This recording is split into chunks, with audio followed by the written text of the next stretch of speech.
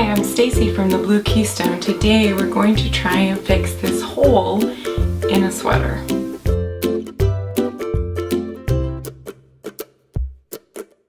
You can't fix the sweater unless you can re-knit it, okay?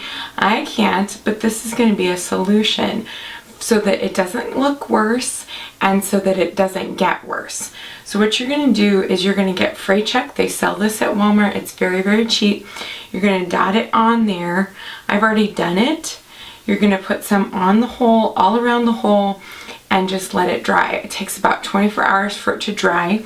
And then you're going to take interfacing. I'm using interfacing 911. Okay, appropriate, right?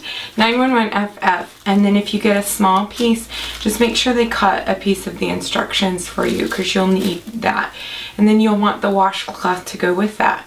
Be careful with your sweaters, like if they're wool or if they're polyester, they'll melt or they'll shrink. So you have to be really careful, but 100% cotton, you can be very rough with it and it still will maintain its shape and it won't burn. So let's get started.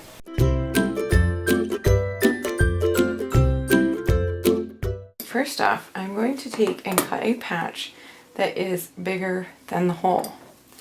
Okay, you don't need a lot. I'm just gonna, doesn't have to be perfect either. Just gonna cut a piece like that.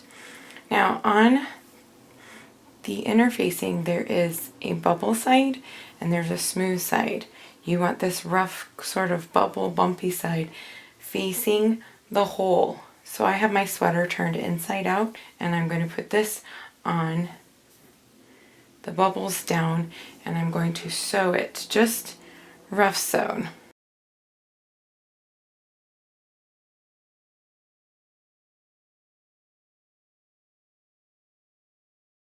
Now we're ready to iron it on.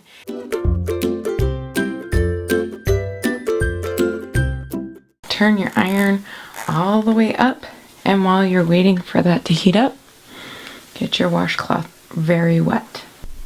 Okay, now I'm going to steam baste this. Don't touch it, just get it steamy and hot and wet.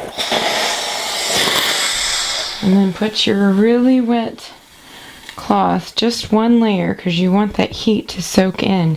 And you're going to hear it sizzle when you put it on there. That's what you want.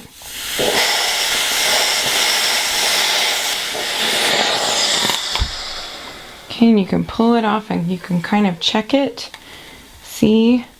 That feels like it's getting a really good hold on there. I'm going to do it just again in this one corner.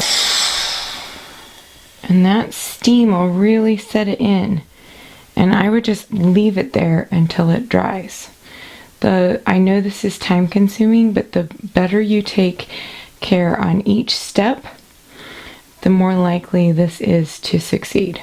Okay, it's the morning. Leave the stitches in because these ends will have a tendency to fray up, but if it's secured, it will help keep that spot in the middle the way it's supposed to be. And you can see that you can kind of tell that it's not perfect there, but there is a hole there and it used to be a lot bigger. So here it is, turned right side out, looking pretty good. Please make sure to subscribe if you want to find more of these videos, and also check out some of my other ones. Thanks so much, guys.